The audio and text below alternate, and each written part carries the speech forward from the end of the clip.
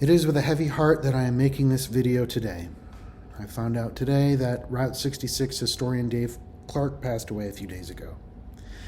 David was very knowledgeable about the route, especially in Illinois, even more so in Chicago.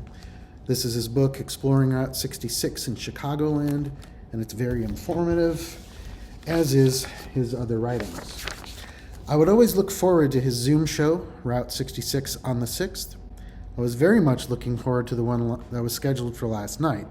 The topic was myths about Route 66, and here is a list of the previous episodes. Dave was friendly, funny, and he always spoke very lovingly of his late wife. The shirt I'm wearing of this Route 66 diner that no longer exists, this was his wife's actually. He sent it to me sometime last year. So I'm wearing this in appreciation of Dave and his love for his late wife. Last night, I was supposed to be a guest on his Zoom show, the episode on myths about Route 66. I was to give an 11-minute presentation on Route 66 ghost towns, followed by 4 minutes of questions and discussion. But when I went to sign in, Zoom kept saying, waiting for the host to start the meeting. Figuring it was a technical issue, I went to his Facebook page to see if he posted anything, and then I saw a comment from his niece saying that the program was canceled. I was hoping it wasn't bad news. Well, I found out earlier today it was the worst news. So, I would like to share with you the video I prepared for Dave's Zoom program, and I would like to dedicate it to David.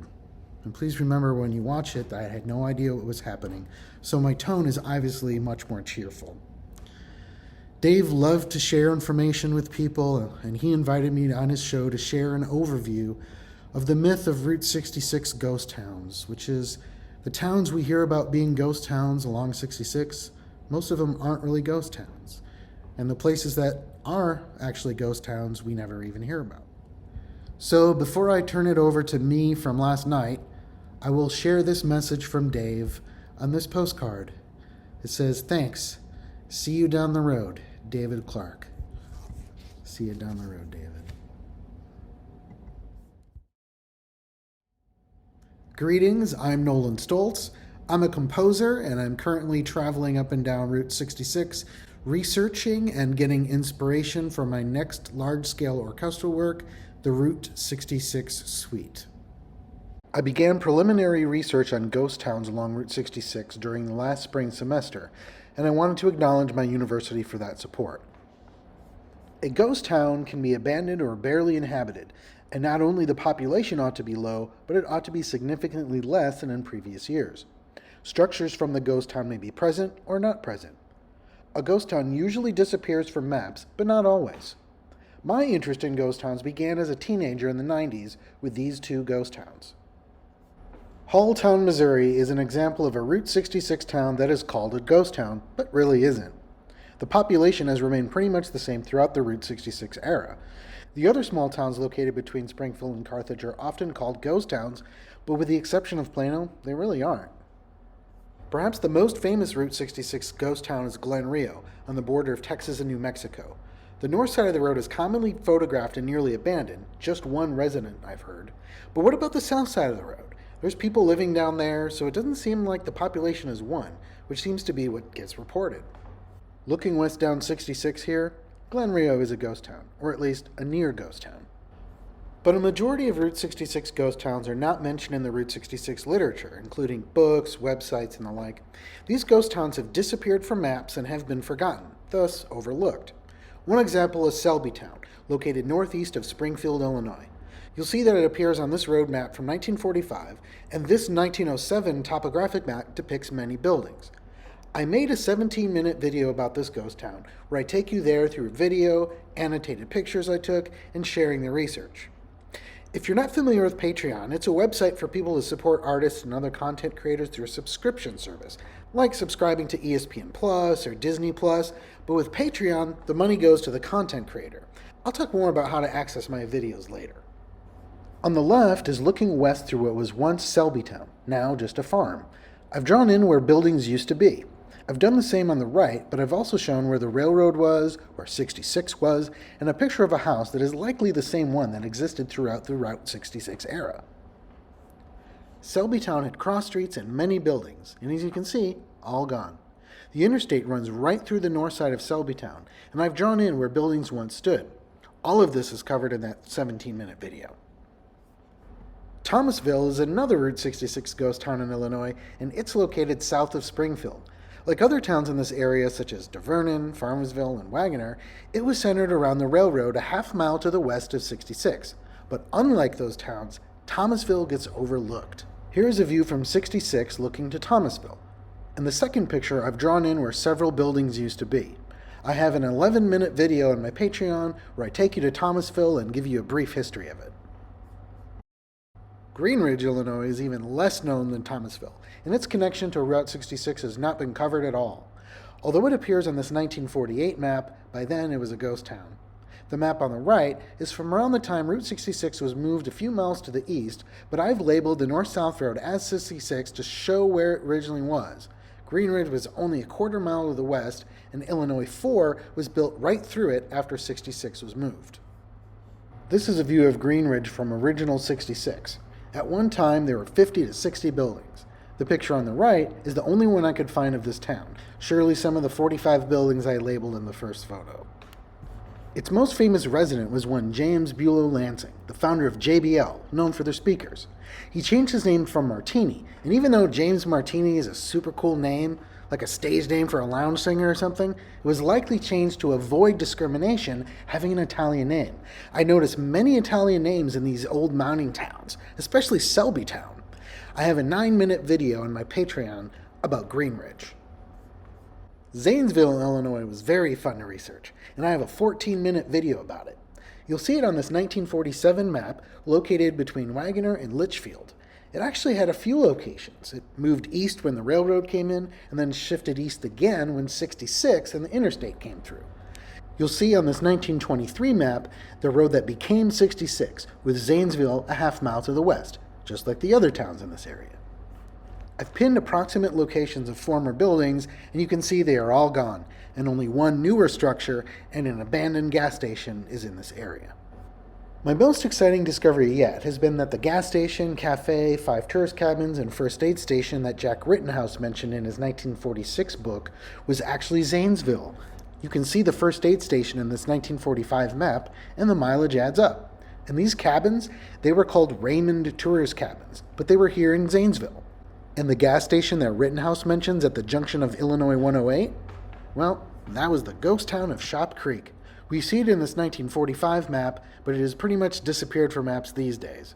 And you can see in this 1923 map, it was centered around the railroad half mile west of 66, and had a few buildings scattered about.